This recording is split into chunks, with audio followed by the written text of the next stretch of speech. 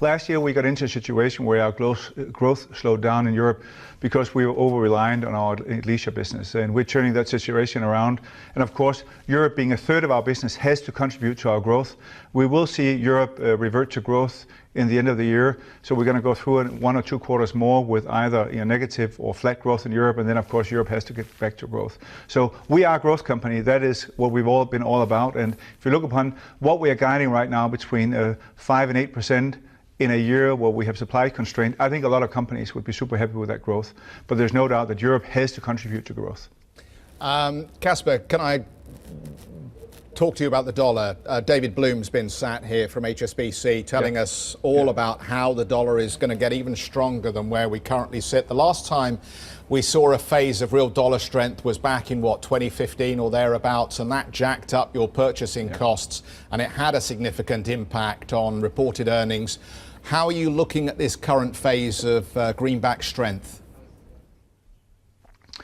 So the difference between 19 and 15 is that our business today in the US is significantly bigger.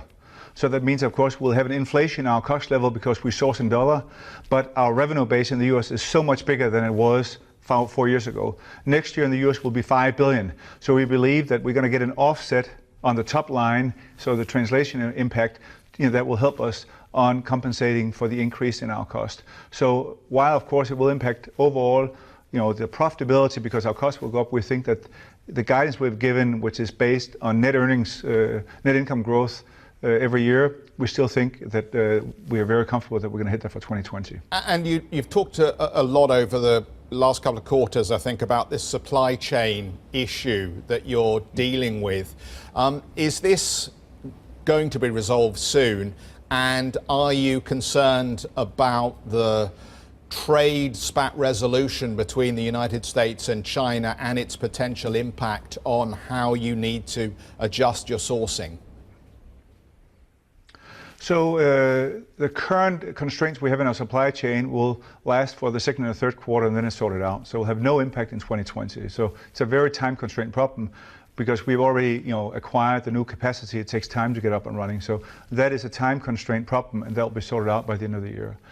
On the trade issues in the US, which is a different matter, our biggest manufacturing country in the world is Vietnam, and there is no constraint between Vietnam and the US trading. We hardly export any manufactured products from China into the US. So for us, we don't see that as an inhibitor for continuing to deliver what we promised our shareholders for the future.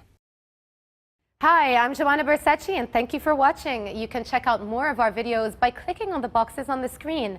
And don't forget to subscribe to our channel for more from CNBC International. Thank you for watching.